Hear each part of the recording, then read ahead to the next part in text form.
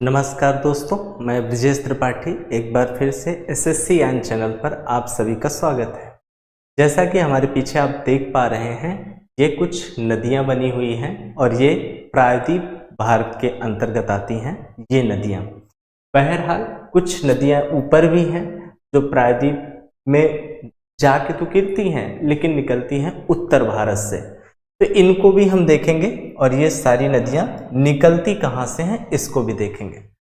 अगर आप देख पा रहे हैं तो इसमें कुछ नदियां हैं जैसे साबरमती, माही, और ये साबरमती, माही, उसके बाद नर्मदा, उसके बाद ताप्ती।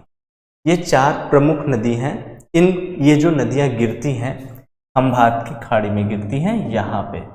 तो सबसे पहले हम देखेंगे साबरमती नदी आती कहाँ से। तो दोस्तों ध्यान रहे, ये जगह जो आप देख पा रहे हैं राजस्थान है। राजस्थान में एक माउंटेन है अरावली, उस माउंटेन के नज़दीक में एक शहर है उदयपुर, और उदयपुर में कुछ पहाड़ी मिलती हैं जिन्हें कहा जाता है उदयपुर की पहाड़ी। उदयपुर की पहाड़ी से एक नदी निकलती है दोस्तों, उस नदी को कहा जाता है माही साबरमती नदी। ये साबरमती नदी निकलती कहाँ से है? तो राजस्थान से। कहाँ से निकलती है? राजस्थान से। और ये यहाँ पर गुजरात में बहते हुए खंभात की खाड़ी में अपना एस्चुरी बनाती है। यह नदी डेल्टा नहीं बनाती, एस्चुरी बनाती है। पूरा का पूरा पानी एस्चुरी का क्या होता है, सीधा सागर में जाके मिल जाता है। एक ही धार में जो पानी सागर में मिले उसको कहा जाता है एस्चुरी, जर नद। हिंदी में क्या बोलते हैं दोस्तों? जर नद। इसी तरीके की यह नदी है। अब ध्यान देना, इसी तरीके के ये चारों नदियां होंगी। अब इसमें एक बात और ध्यान देना है, जब हम पहुंचते हैं गुजरात में, अर्थात हम साबरमती जब गुजरात में पहुंचती है तो गुजरात में कुछ प्रमुख शहर हैं जो बहुत ही प्रसिद्ध हैं भारत में भी और गुजरात के लिए भी। तो जो शहर प्रसिद्ध हैं इस नदी के रास्ते में पड़ते हैं। जैसे साबरमती के रास्ते में पहला जो शहर पड़ता है दोस्तों, अहमदाबाद पड़ता है। अहमदाबाद आप जानते हैं भारत का मैनचेस्टर कहलाता है। भारत का क्या कहलाता है? मैनचेस्टर। अब ये भी सवाल परीक्षा का बनता है, तो ये ध्यान रहे। अब ये जो है सूती वस्त्र उद्योग के लिए जाना जाता है, इसीलिए इसको मैनचेस्टर कहते हैं। उसके बाद दूसरा जो शहर पड़ेगा दोस्तों वो गुजरात की राजधानी है जो गांधीनगर के नाम से जाना जाता है। गुजरात की राजधानी किस नदी के किनारे बसा हुआ है? साबरमती नदी के किनारे बसा हुआ है। एक बात और ध्यान रहे, अहमदाबाद में ही एक छोटा सा इसी नदी के घाट पर एक आश्रम है गांधी जी का, साबरमती आश्रम। तो आपसे पूछ सकता है साबरमती आश्रम किस नदी के किनारे है? आपको ये भी याद रखना है साबरमती आश्रम जो है साबरमती नदी के किनारे है, तो ये भी ध्यान रहे। गांधी जी ने इसी आश्रम से किसकी शुरुआत की थी? दांडी मार्च की।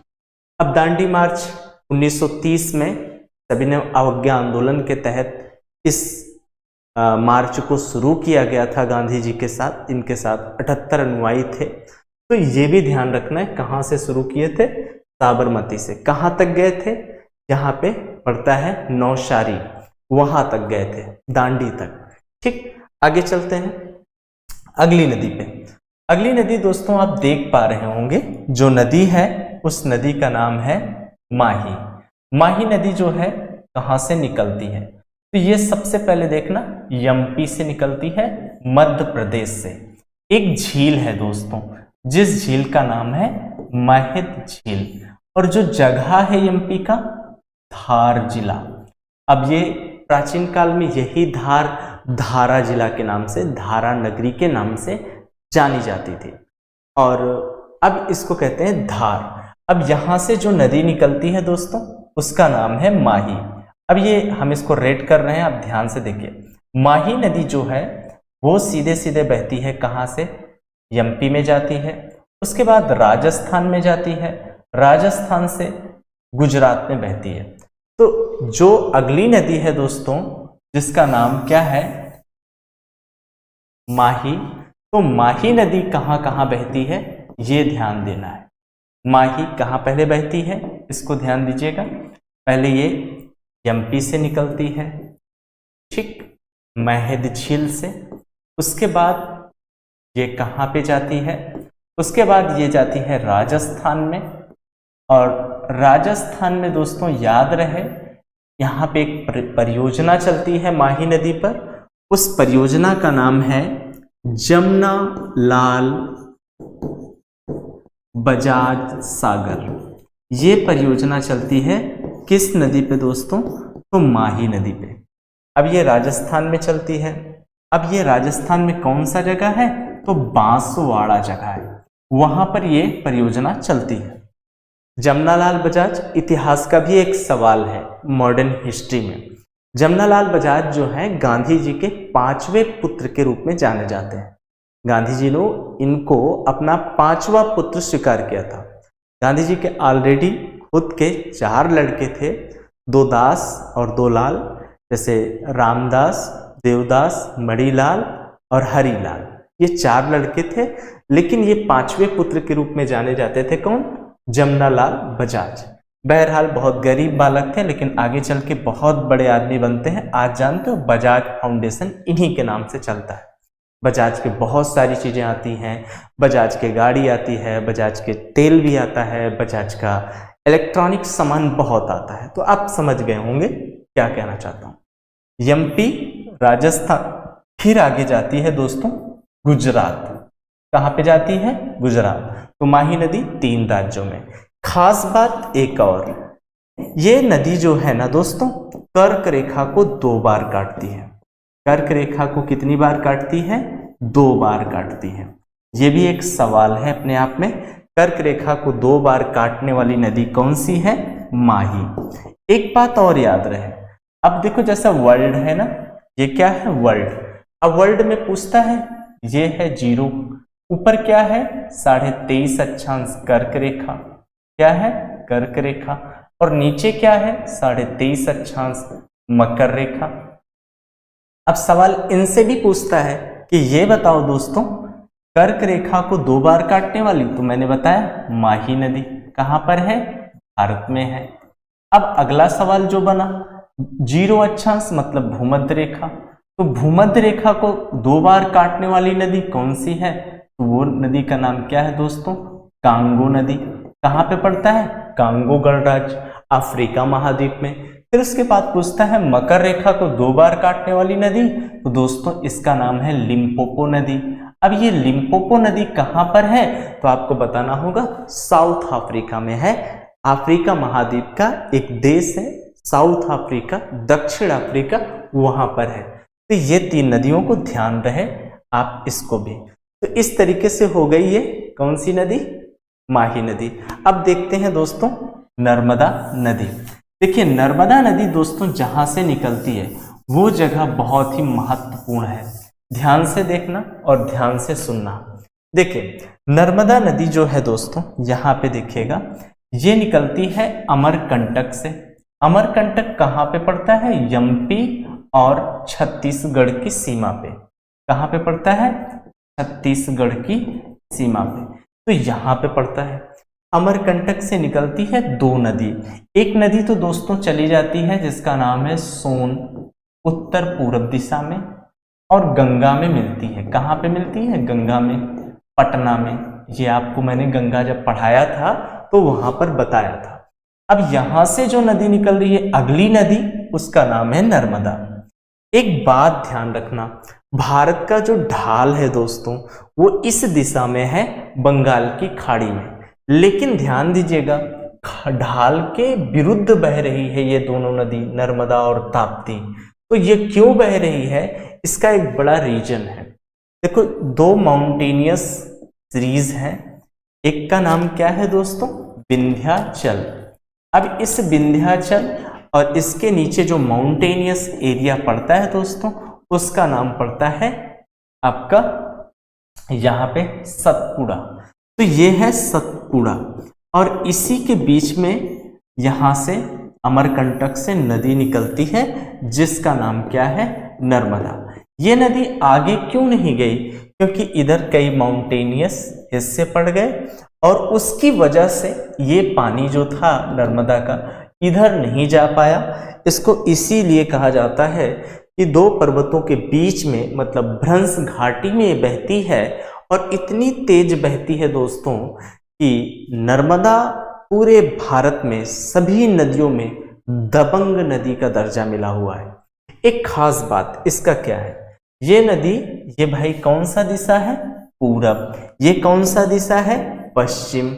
अब ये सवाल बनता है कि कौन सी नदी दोस्तों पूरब से पश्चिम बहती है, तो वो नदी का नाम है नर्मदा। कहाँ गिरती है, खंभात की खाड़ी में। क्या बनाती है, एस्चुरी, डेल्टा नहीं बनाती, ये बहुत ही इंपॉर्टेंट है। ये क्या बनाती है, एस्चुरी। अब इस पे ध्यान देना, इसमें बीच बीच में दोस्तों कहीं कहीं पर क्या बनता है, झरना बनता है, जलप्रपात। अब जैसे एक इंपॉर्टेंट जलप्रपात है धुआंधार, धुआंधार जलप्रपात किस नदी पे है, तो नर्मदा नदी पे है, जबलपुर में पड़ता है। फिर आपसे पूछे कपिलधारा जलप्रपात कहाँ पर है, कपिलधारा, तो आपका जवाब होगा नर्मदा नदी पर है।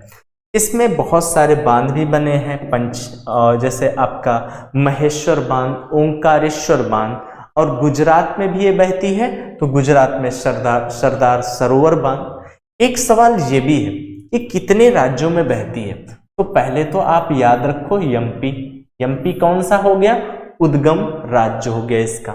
उसके बाद ये बहती है बहुत बड़े एरिया में एमपी में, फिर उसके बाद बहती है थोड़ा सा एरिया है महाराष्ट्र में, और फिर उसके बाद दोस्तों ये जाती है गुजरात में। तो ये दिमाग में रखना है।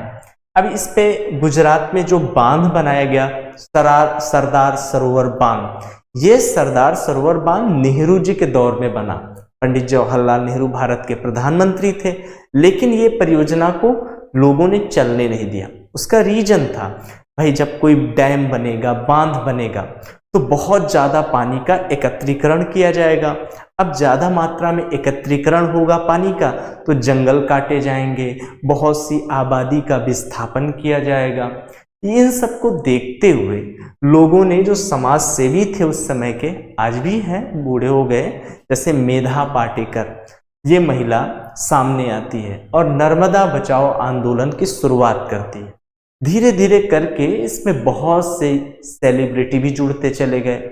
उसके बाद ये आंदोलन में, इस आंदोलन ने इस डैम को चलने नहीं दिया, लेकिन धीरे धीरे सरकार समझदार हुई, सरकार बदली, उसके बाद इस परियोजना की शुरुआत हुई।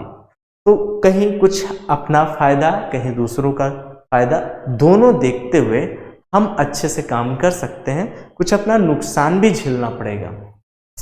तो इस बांध की ऊंचाई को बहुत ज़्यादा नहीं किया गया, कम किया गया और नुकसान कम हुआ, इसलिए इसको बहुत अच्छे से आगे चलाया जा रहा है। आगे ध्यान दीजिएगा, ये तो हो गई नर्मदा नदी। अब आप ध्यान देना ताप्ती नदी। ताप्ती नदी पे आते हैं दोस्तों, तो ये सवाल बनता है किसके किसके बीच में ये बहती है। तो जैसे आपने देखा भ्रंश घाटी में बहती थी नर्मदा, वैसे ये भी भ्रंश घाटी में बहती है ताप्ती। तो दोस्तों देखो, ये जो माउंटेन है कौन सा है, सतपुड़ा, नीचे माउंटेन पड़ता है कौन सा है, अजंता, इसी के बीच में जो रिवर फ्लो होती है क्या नाम है, ताप्ती।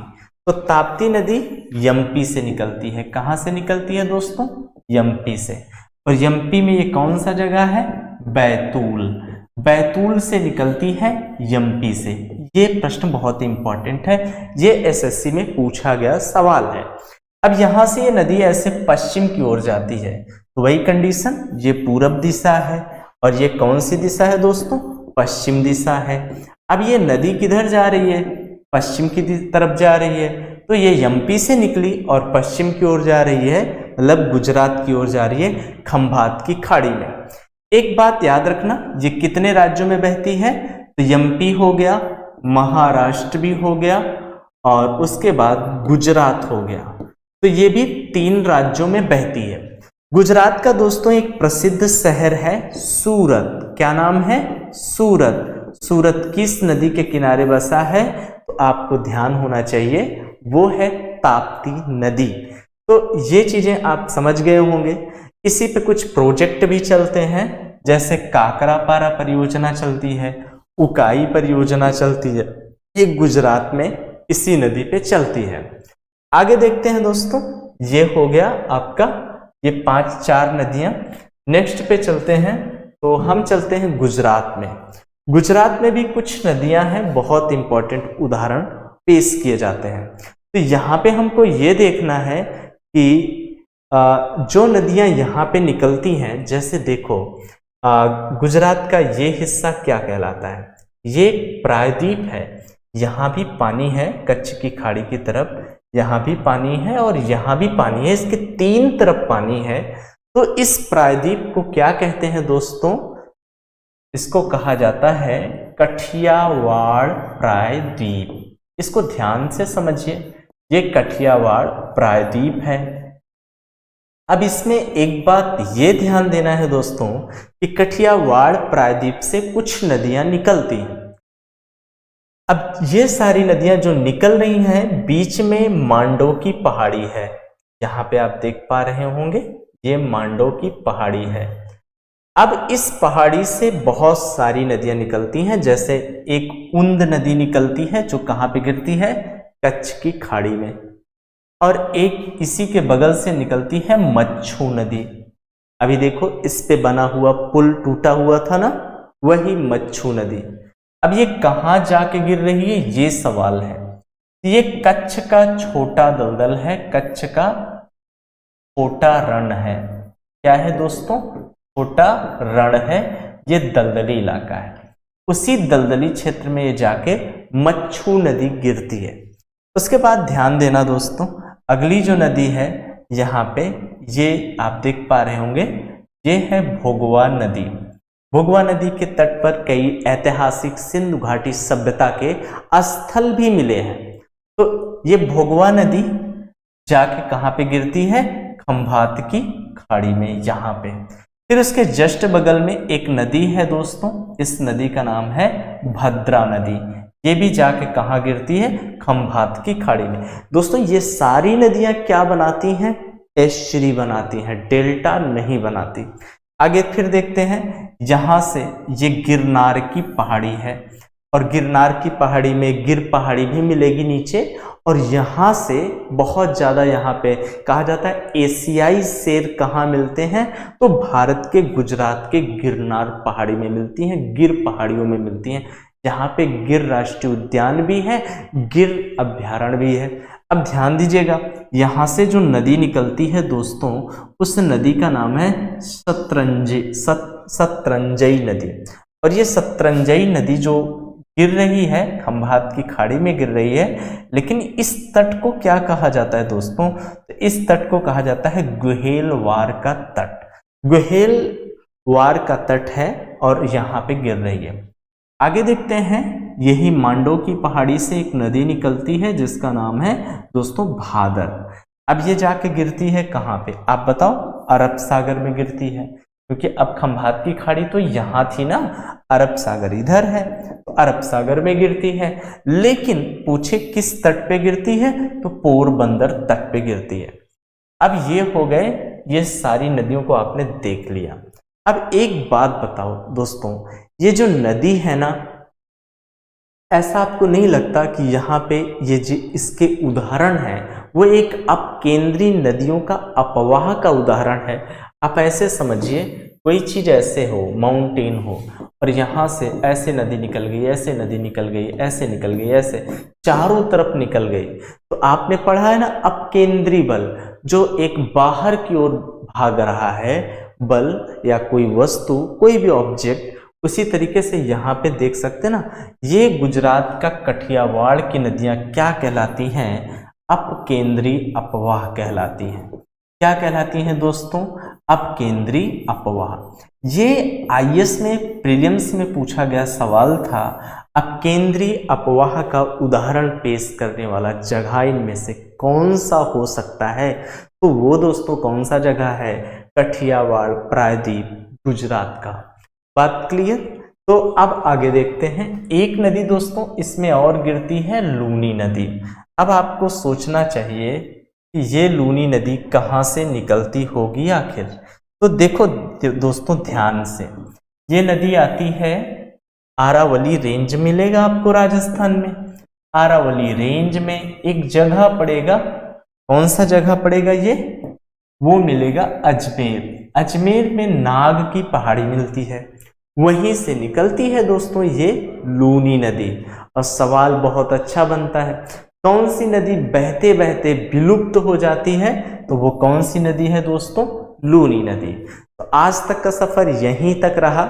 आपको और नदियों की सीरीज मिलेगी, लेकिन अगर वीडियो पसंद आए दोस्तों तो शेयर करिए, चैनल को सब्सक्राइब करिए, लाइक करिए। तो तब तक के लिए जय हिंद, जय भारत।